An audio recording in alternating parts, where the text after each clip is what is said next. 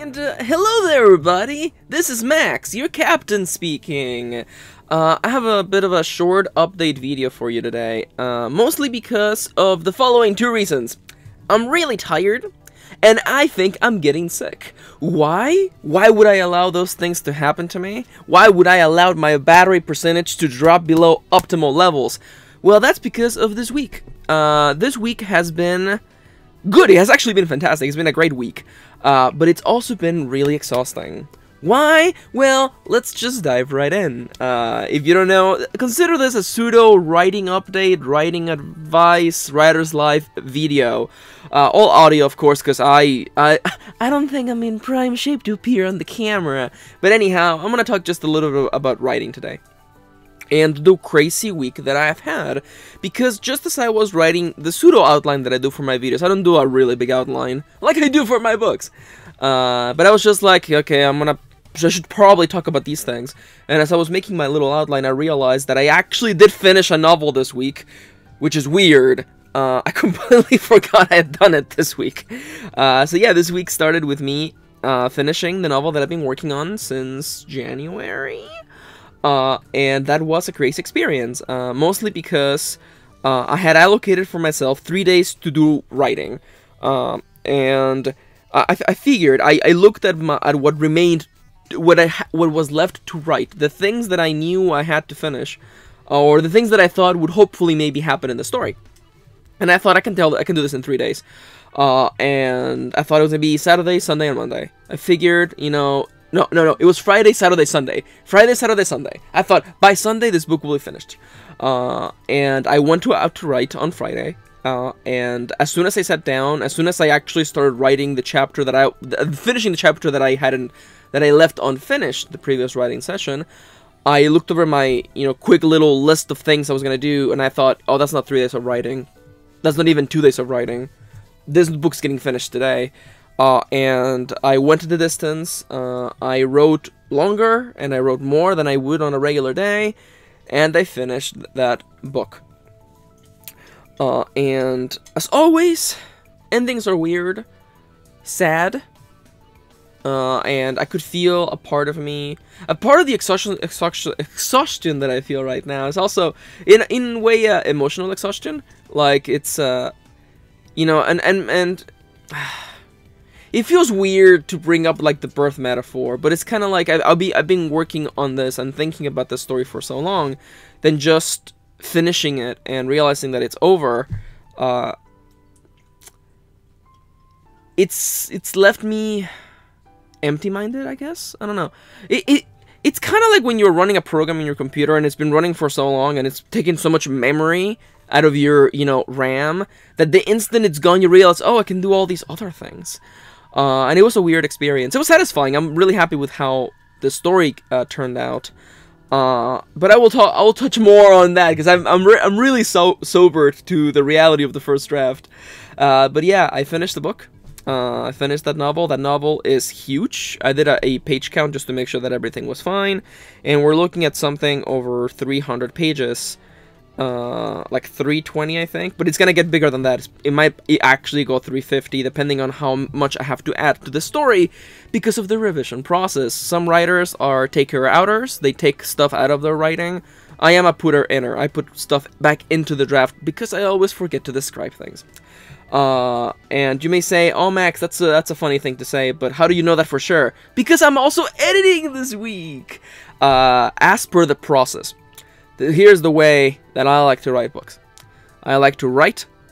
I like to put that first draft somewhere else while I revise. You may think that the write revise thing on the thumbnail is me telling you that's the way you should do it. No, you write something, you go and revise something else.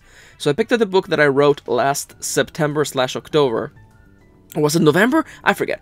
I picked it up and I started editing it. I started transcribing it because I wrote it by hand. I've done several videos on writing by hand if you're interested in knowing my particular journey with that kind of method. And I was transcribing it, and in the act of transcribing my handwritten draft into a digital draft, making adjustments here and there. And, man, oh, the first chapters are the hardest thing to transcribe and edit. There are so many little things that, like, having full context for how the story is going to develop and how things are going to go It just leaves me speechless and go, oh yeah, well of course I have to fix literally everything except for the skeleton in this first opening chapter. But that's life though.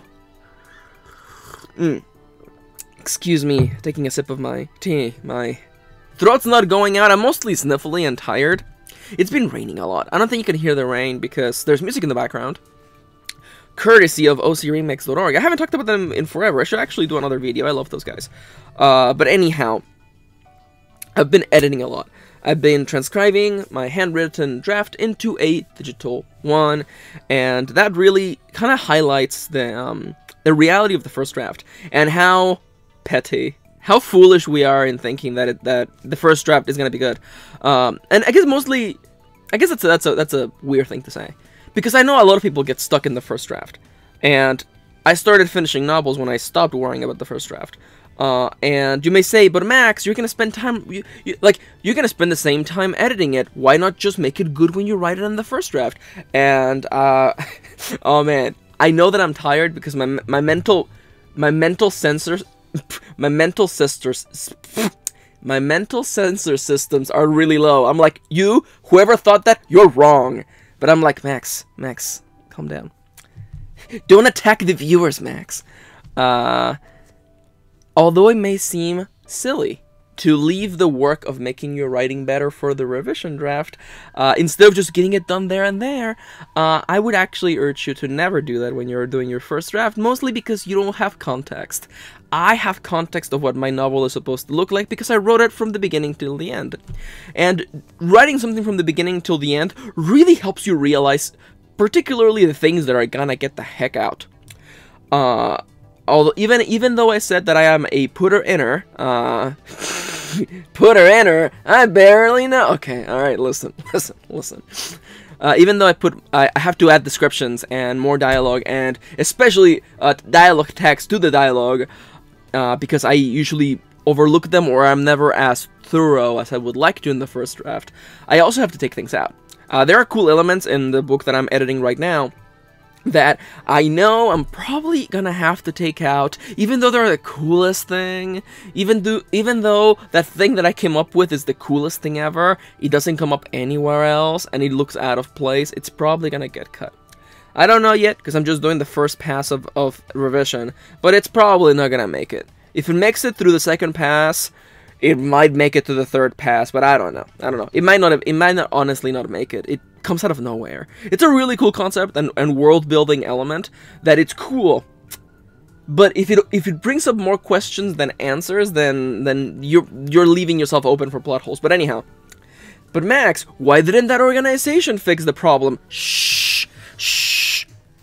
Also inventory management. I was tweeting about this the other day and just laughing at how a lot of revision is just inventory management, especially if you're doing like a story with numbers in it. How many bullets did I say she had in her magazine? How many did she fire out of her gun? Shut up. It's fine. Everybody shut up. It's fine. What's the story significance of her firing her gun 7 times even though she only had 6 bullets in the magazine? Okay, listen. Spirit bullets. Instead of editing out the bad parts, I'm just gonna add more stupid parts into it, okay? Spirit bullets. I am being facetious. The goal of revision is just to make it the best possible, even if it means taking stuff out. That's just part of life. It's just part of the process. Now, as you can imagine, I've been spending a lot of time in the last 2 days, 3 days. I've almost transcribed like a third of the novel. Yeah, I'm definitely over a third of the novel. The first day was the longest, and I went super slow because those first chapters needed a lot of care. They definitely did. But now I'm picking up speed. As I've said before, and I'll say it one more time, I spend most of my time revising the first third of the novel. Because during that first third, when I'm writing it, I'm getting used to the world, I'm getting used to the characters, how they speak, and how they talk. And there are so many things, so many notes. I have most of my notes. Oh my god, literally, because I have a mental image of the notes that I have. I also have a physical list. Of course, I keep track of these things, but I'm remembering that I've only done like 3 global notes, notes that affect the entire draft, things such as like this character doesn't look this way. But the rest of my notes are like chapter 1 and chapter 2. It's like, Max, please, Max from the future, please fix this one thing. If this really cool technological thing's gonna show up in the 3rd act, please establish it like 3 times in act 1 and 2 combined, please, make sure that everything rings all the way through. And there's a lot, you could say there's a lot of stress, and I can feel it. And it's a lot of personal mental stress because you're editing your older work and you're realizing just how wrong you were the first time. I'm a different Max now. Max from the past wrote the first draft of the story, and I don't want to say they did a bad job. I think they did the best job with the resources they had, that's for sure. But now it's time for present Max, who back then was future Max, but now it's present Max, to take care of this problem. And there's been moments, definitely moments, where I was like, oh man, this is rough. But remember, whenever you feel disillusioned, remember that no one is ever gonna see it this way. I'm gonna work at this draft until it's shiny and pretty, and when I put it out into the world, it will be when I am absolutely happiest with it. I'm not in a hurry. It's not a race. The book will come out when the book comes out. The other small project I'm going to be working on soon will probably come out first, and that's fine. It's fine. Now, there's one more thing. Especially for anyone out there who is working through their first revision. Excuse me, I was 14 there again for a second. As I was saying, if anyone out there is working through their first revision draft, I have a little bit of advice for you. And that is to keep on going. Take breaks if you have to, step away if you must, but sit down and get to work. There's a weird mental image that I have when it comes to what the revision process looks like in my head, and it's a really weird thing. Like, have you ever actually stopped to realize how you mentally picture the days of the week? Because my whole life, I've always pictured the days of the week. I've always pictured them as blocks. Like Monday, Tuesday, Wednesday, Thursday, Friday, 5 blocks of the same size, perfect squares, and then Saturday and Sunday are 2 other blocks at the end, lower. For some reason, they're always lower than the other blocks. I don't know why my mind has always pictured them that way.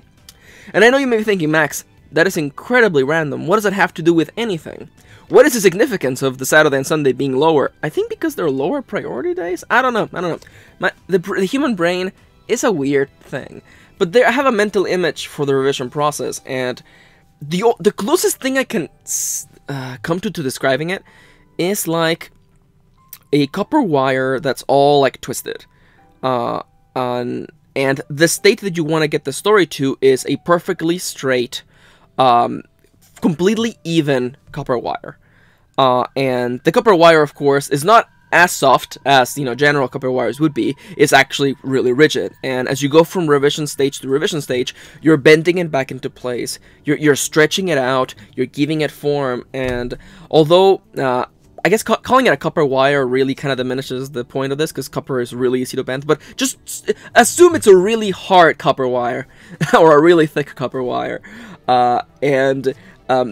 The first couple moves that you make, like, they're really hard because you have to apply pressure, and even though you can spend hours on it, evening it out, once you lay it down and you look at it, you'll notice imperfections. You'll notice that, like, it's still not straight, and that's why we do revision phases. We keep looking at the story, we keep looking at it from different points of view, we read it out loud, we have a machine read it out to us, and we keep working at it and working on it until it's a perfectly straight line. That's kind of how I envision, how I see the revision draft in my head. And some stories start out as absolute a mess of a copper wire. And this story is a little bit messy. There are parts, you could say, where the copper wire bends into itself. Yeah, almost creating the shape of a plot hole. Not really. I think I'm careful enough to not walk myself into something like that. That sounds big-headed. I shouldn't say stuff like that because I haven't finished revising this story, and for all I know, there's a giant plot hole at the end.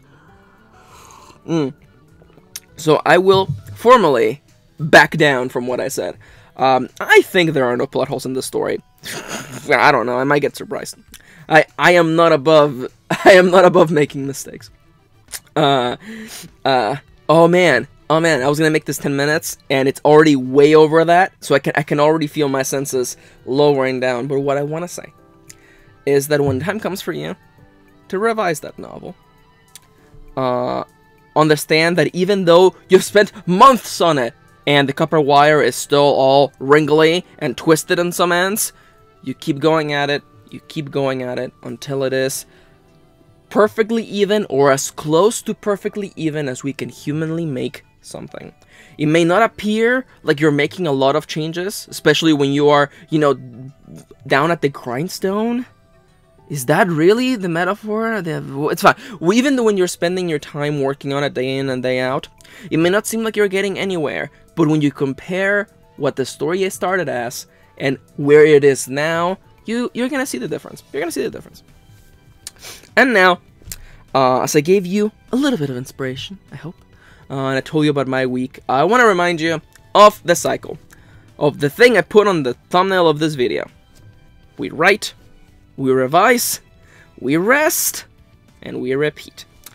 I'm gonna go work on my resting. Not too much, because I really do actually want to transcribe this novel. It's hard, especially seeing the moments where I screwed up. There was one block of description where I know Max from the past gave up halfway. I know. I noticed that. Max from the past can't trick me. Halfway through, they just gave up on that description. And I'm wiggling my finger at the microphone like you can see me. So I'm gonna have to fix that. Actually, I already did, but it's just like, oh, thanks, Max from the past. It's fine.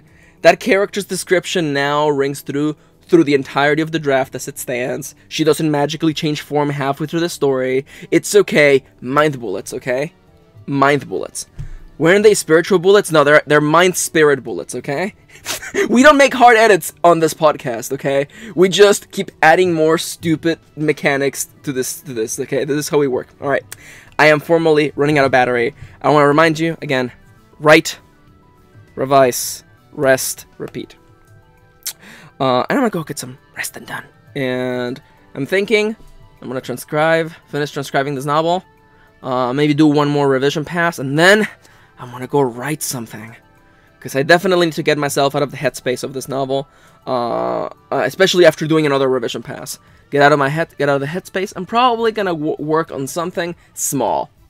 A short novella like Masks of Glass. Maybe 3 days of writing, I think. Something with giant robots. Yeah. That sounds good. I like the sound of that. So a lot of work ahead for me. I would like to know what you're working on. How you're doing. How's your week been? Mine's been crazy. Have you had a nice quiet week? Want to trade?